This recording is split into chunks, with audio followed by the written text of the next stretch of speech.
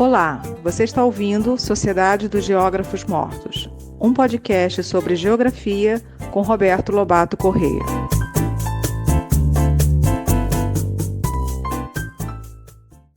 Boa tarde, nós vamos iniciar agora o 7º episódio dessa primeira parte, vamos dizer agora, primeira temporada do Sociedade dos Geógrafos Mortos.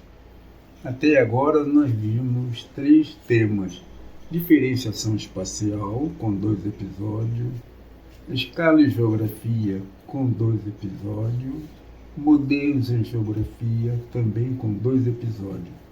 Agora nós vamos, para encerrar essa primeira temporada, ver em 4 episódios o tema tempo, espaço e geografia, uma breve introdução.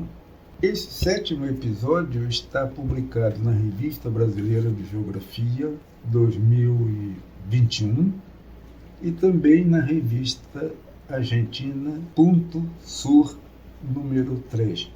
Tempo e espaço constituem temas de interesse de vários campos de conhecimento, da filosofia, da física, da história, de outros campos e também da geografia. Esta, no entanto, domina mais a temática relativa ao espaço. Mas o que nós pretendemos fazer nesses 4 episódios é contribuir para estabelecer uma ponte articulando história e geografia que, na perspectiva da geografia, converge para a geografia histórica. Antes de começar propriamente dito, eu queria homenagear 4 pessoas, 3 geógrafos e um professor de história. Homenageio Antônio Carlos Roberto Moraes, professor da USP, Maurício de Almeida Abreu, professor da UFRJ, ambos prematuramente falecidos. Homenageei também um terceiro geógrafo vivo e ativo, Pedro de Almeida Vasconcelos, da Universidade Federal da Bahia. A geografia histórica brasileira deve muito a esses 3 colegas. A 4ª pessoa que eu quero homenagear é um professor de história. Meu professor de história no ginásio científico, lá na década de 1950. Com esse professor eu aprendi muita história e muitas ricas e sábias lições de vida. Trata-se do professor Azevedo Corrêa, meu pai. Bom, vamos começar então. A bibliografia desse episódio, já me referi, se tiver outra eu mencionarei no decorrer do episódio. A ação humana se dá no tempo e no espaço. Fora do tempo e do espaço não há possibilidade da vida humana. Ora, associado ao tempo aparece a história e ao espaço a geografia. Com este modo de enquadrar o tempo e o espaço, respectivamente, na história e na geografia, deve muito ao historiador Marc Bloch, que afirma que a história não estuda o passado, mas estuda o tempo. E nesse mesmo tom, pode-se dizer que a geografia não estuda o presente, ela estuda o espaço. Se a história pode estudar o presente, o tempo presente, a geografia pode estudar o espaço no passado. Daí a geografia histórica. Está importante para nós acabarmos com essa equivocada ideia de que história é o passado, geografia é o presente. E aí não haveria possibilidade de uma geografia histórica.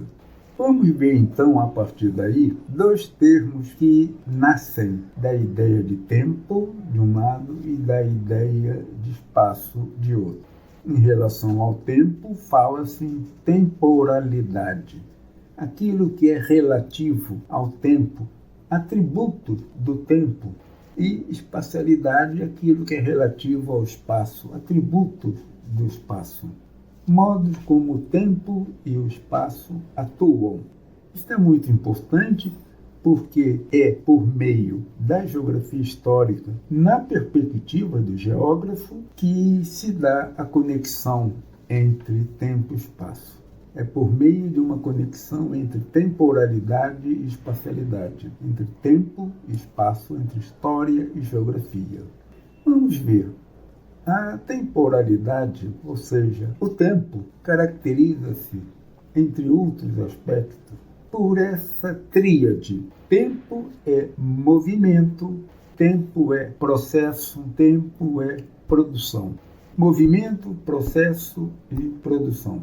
E daí é possível estabelecer 3 elementos constitutivos da temporalidade que envolve toda a produção humana. Temporalidade significa que processos e formas são submetidos a, primeiro, criação, em segundo lugar, desenvolvimento, em terceiro lugar, transformação. Vamos ver cada um desses 3 com um olhar do geógrafo. É o único olhar que eu tenho e é por meio desse olhar que eu vejo o mundo. Lembrando que esse olhar do geógrafo é um olhar social e que pode ser generoso, pode ser crítico. Vejamos então a criação. A criação implica em se ter ideia do contexto e dos agentes sociais. Do contexto quer dizer o ambiente no qual se produzem formas, processos, em que a ação humana efetivamente se dá. Qual é o contexto? É o contexto da história? Mas que se trata de um contexto variável, em que emerge historicamente certas combinações de atributos sociais, econômicos, políticos, culturais, que criam um certo espírito do tempo, um genius tempori, que distingue o tempo em termos de possibilidade de criação. Vocês imaginem o que foi a Renascença na Itália, em Veneza sobretudo, ou a Revolução Industrial da segunda metade do século XVIII, em Manchester, na Inglaterra. São tempos de criação. Vocês imaginem agora o genius tempori da criação da geografia. Final do século XIX, em toda a Europa, na Alemanha, na França, na Inglaterra, o que foi a criação geográfica na década de 20 e 30, na França, na Califórnia, com Sauer, na década de 50, o que foi com a Revolução Teorética e Quantitativa em algumas universidades americanas e outras na Inglaterra, existia um genius tempori. Mas esse espírito do tempo não se dá homogeneamente, no mesmo tempo, no mesmo momento, em todos os lugares. Há lugares em que esse genius tempori é manifesto, criando um espírito do lugar, um genius loci, no qual aquelas possibilidades se concretizam. O espírito do lugar é fundamental no processo de criação, é parte do contexto. E esse espírito do lugar manifesta-se pelo nome de muitas escolas das ciências humanas e da natureza. Quando se fala em Círculo de Viena, Escola de Frankfurt, Escola de Chicago, da economia de um lado e da sociologia de outro, Escola de Berkeley e certamente outras escolas, o nome da universidade designa e é a materialização do genius loci. São universidades privilegiadas onde houve uma concentração de interesses e de afinidades que produziram um desenvolvimento, a criação do conhecimento científico. Além do contexto, a criação inclui os agentes. Quem são esses agentes? Professores universitários, técnicos de algumas instituições de pesquisa, engenheiros que se transformaram em geógrafos, historiadores que se transformaram em geógrafos, mas também geógrafos que se transformaram em antropólogos. Quem são essas pessoas? Pessoas da classe média consolidada, filhos de uma elite, de uma burguesia ligada ao sistema financeiro ou à indústria ou ao grande comércio? Quem são os agentes? E daí se pergunta que tipo de conhecimento científico foi produzido, dada a natureza dos agentes sociais. O outro tema da temporalidade é o desenvolvimento. Atingir uma maturidade, o desenvolvimento produtivo, que pode ser feito a partir da criação, seja pelo desenvolvimento local, seja por um processo de difusão, no qual há um desenvolvimento que se espraia por outros lugares. Isso é interessante e é um excelente tema, como o tema do contexto para cursos, estudos sobre história do pensamento geográfico. Contexto, agente, constitui a criação. Desenvolvimento, segundo tema. E o terceiro é o da transformação. A transformação é um tema extremamente importante para aqueles que lidam com as relações entre tempo e espaço. Os objetos criados pela ação humana sobre a superfície terrestre podem permanecer por um longo processo. Uma inércia positiva permite que eles mantenham-se eficientes, eficazes, naquela função para a qual foram designados. Mas eles se transformam, ao mesmo tempo que novas criações são efetivadas. Nesse processo de transformação é muito comum a refuncionalização, quer dizer, a partir de velhas formas criadas no passado e consideradas úteis para, findado aquela função que lhe deu origem, abrigar novas funções.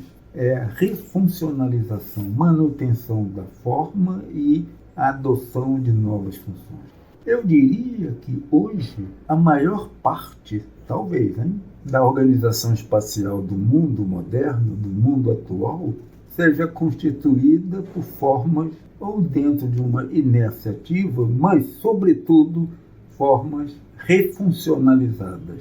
Exemplos? Cada um de vocês conhece uma dezena de exemplos, pelo menos. Quantas fábricas têxteis não se transformaram em shopping center? Quantos cinemas não foram transformados em igrejas neopentecostais? Quantas estações ferroviárias não foram transformadas em museus ou centros culturais? Quantos quartéis e prisões não foram transformados em shopping center ou centros culturais? Quantas pequenas cidades não foram transformadas em prósperos lugares centrais, dado o desenvolvimento do agronegócio na sua Interlândia? A paisagem urbana, sobretudo, é marcada por uma coexistência de formas do passado dotadas de função ou de funções modernas dos dias atuais. É uma paisagem híbrida. Se querem ver um exemplo, para quem mora no Rio de Janeiro, vejam a Praça 15. Nós temos ali o velho Convento do Carmo, um prédio de 4 lados e uma área central no meio, típica da construção mediterrânea. 3 desses lados desapareceram. E esse prédio, do começo do período colonial, é o foco de uma torre de 40 andares que emerge do meio daquela área, que era um grande pátio interno ao convento. Este conjunto está cercado por casarões do século XIX, prédios de 5, 6 andares do início da verticalização do Rio de Janeiro, lá pela década de 1920. Em frente está o Paço Imperial, a Praça 15, e prédios da década de 1950, 60, ou seja, uma paisagem híbrida, uma paisagem poligenética, refuncionalizada. E mais, a refuncionalização será, com certeza, uma prática de todos aqueles que participarem no futuro, quando eu não sei, mas em um futuro da mudança da organização espacial capitalista para uma organização espacial socialista, porque não vai ser possível derrubar tudo e muita coisa será refuncionalizada. Por isso, é necessário que o geógrafo conheça a organização espacial do presente, para poder saber como refuncionalizar, dada a força de inércia da organização espacial do presente. Mas a transformação inclui também a marginalização. Pequenos lugares que foram marginalizados das grandes vias de tráfego ou que ficaram fora da produção agropastoril do agronegócio, que foram colocados à margem, que continuam a sobreviver a partir de velhas atividades residuais para uma população que também foi marginalizada. Esta é uma questão muito importante. Quantas e quantas pequenas cidades não foram colocadas à margem? Isto é parte da temporalidade. E, finalmente, a transformação produz ruínas. O que dizer de Alcântara, no Maranhão? Guimarães, no Maranhão? O que dizer de pequenas cidades sergipanas, no estuário do Gotinguiba? Laranjeiras, por exemplo, se tornaram ruiniformes. E outras tantas, a possibilidade de transformá-las e reconfigurá-las em sua paisagem, em patrimônio histórico e artístico nacional e, sobretudo, patrimônio mundial, é uma possibilidade de evitar o processo de ruína e refuncioná-las com atividades ligadas ao turismo, ao lazer. Inventa-se novas funções e, com isso, evita-se a criação de ruínas. Se não fosse o turismo e esta feira literária de Paraty, o que seria daquele núcleo urbano e tantas outras cidades? Então, a temporalidade, na minha visão de geógrafo, e olhando para a organização espacial, pressupõe que se considere a criação, contexto e agente, o desenvolvimento e a transformação. Vejamos agora a outro elemento da conexão tempo-espaço. Um é a temporalidade, o outro é a espacialidade. A espacialidade, eu creio que esta é uma proposta minha, mas como nós não temos acesso ao que já foi produzido, eu aceito que outros já tenham dito isto. Eu entendo que a espacialidade é constituída pela combinação articulada de localização, arranjo espacial, escala e interações espaciais. Vejamos cada um desses tópicos. Localização, esse tema que muitos geógrafos torcem o nariz também, é fundamental.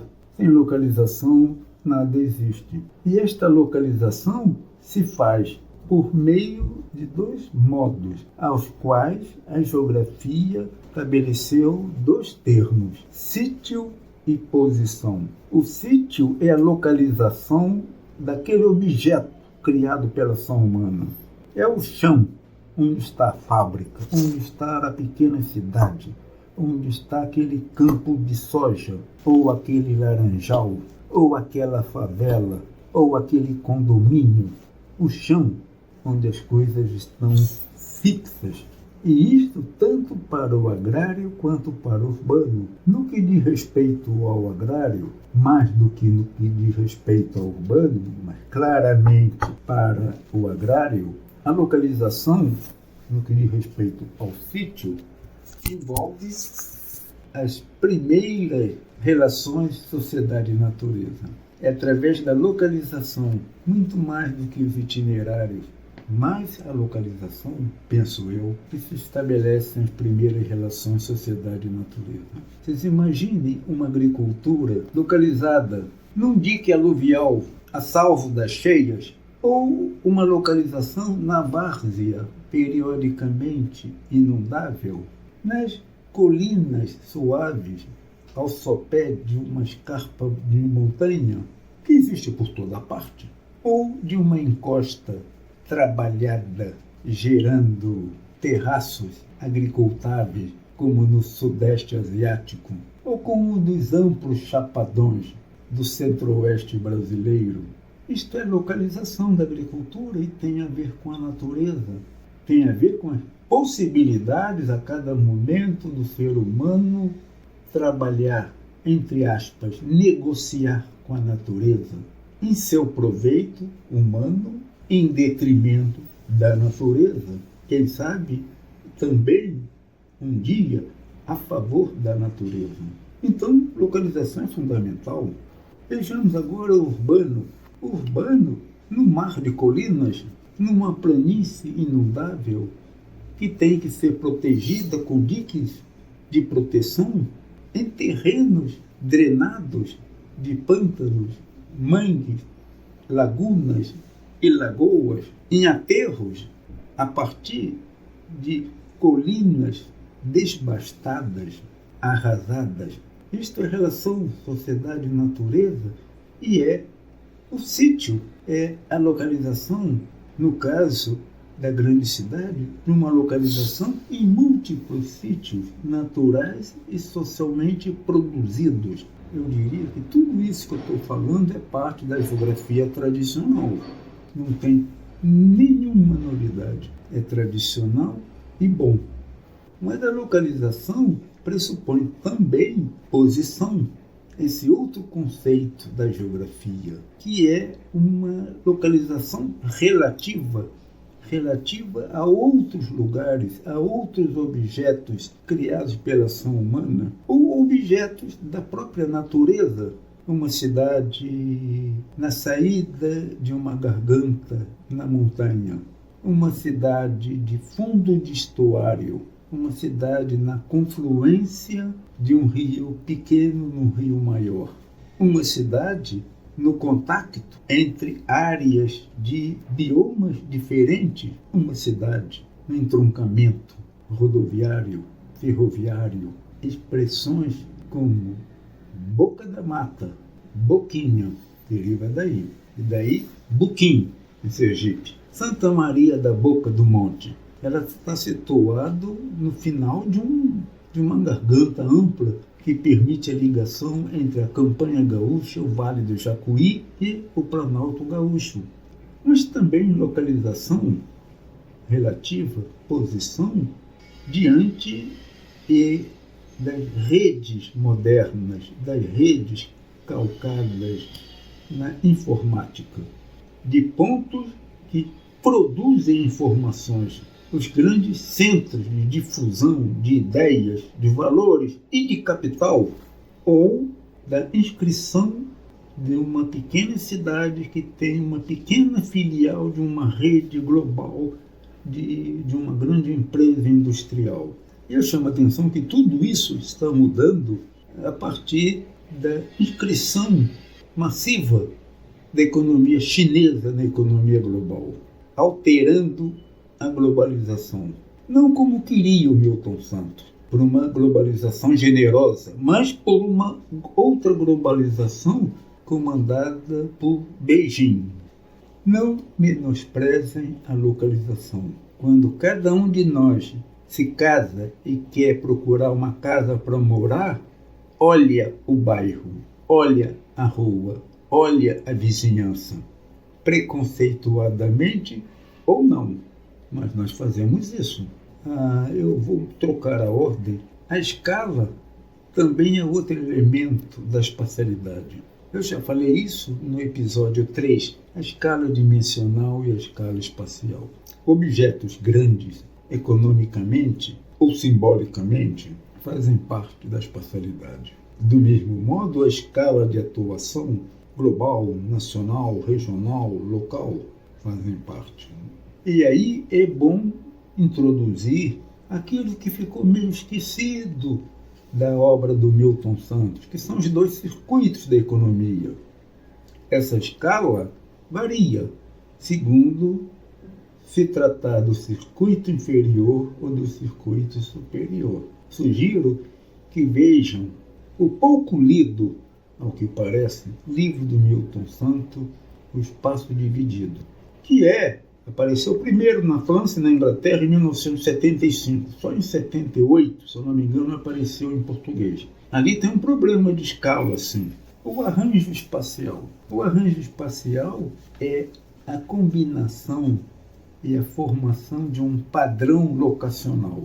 Arranjo espacial linear ou em área. Linear, como uma linha colonial do Rio Grande do Sul. Em área, como uma rede de estabelecimentos agrícolas no meio oeste americano, ou em espinha de peixe no alto dos Espigões, como no oeste paulista, ao longo dos divisores de água dos afluentes da margem esquerda do Paraná, por onde correm ferrovias, como a noroeste do Brasil, a Paulista e a Sorocabana. Na escala do urbano, a cidade em tabuleiro de xadrez, comentado em episódios anteriores, cidades radioconcêntricas ou cidades com o centro excentricamente localizado.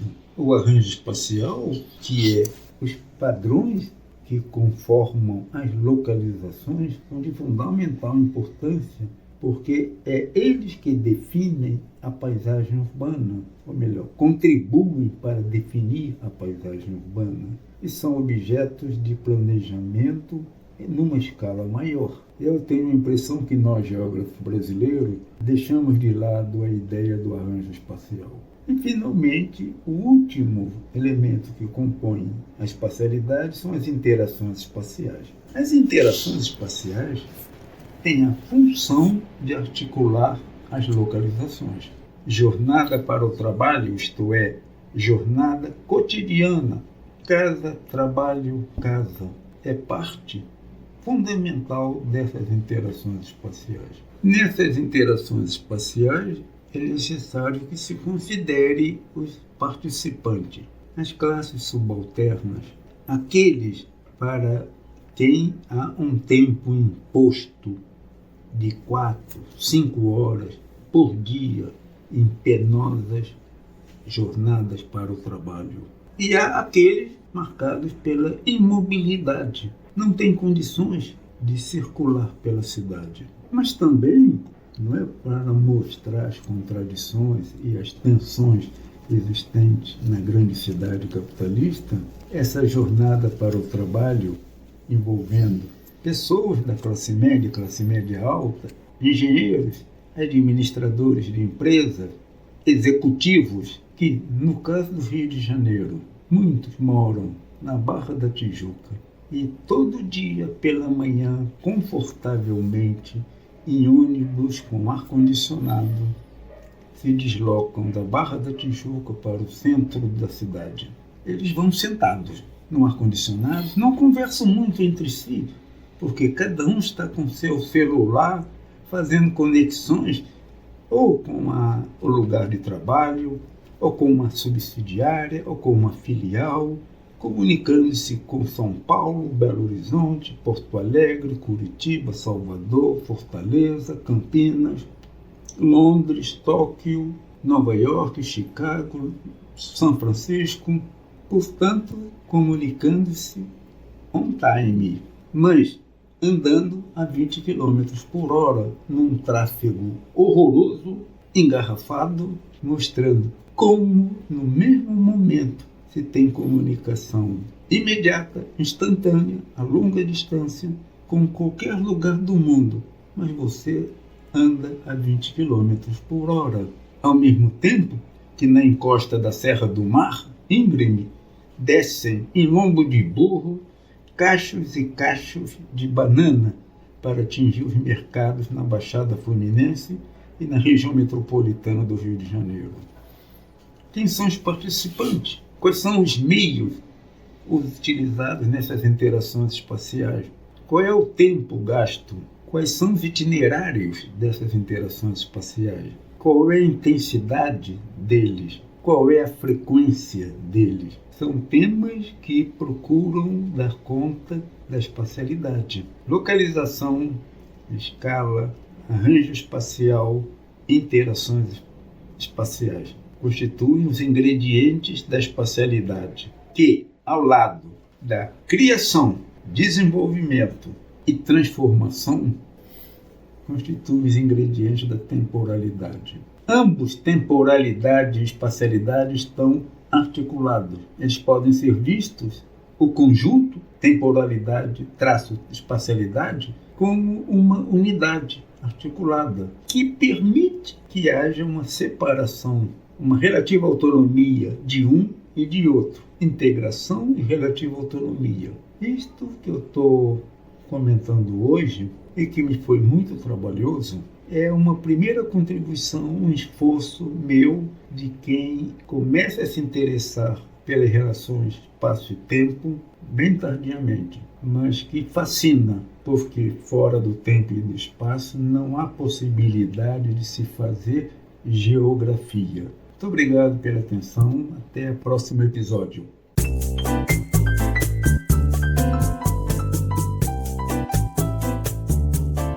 O podcast Sociedade dos Geógrafos Mortos tem produção de Rafael Lia.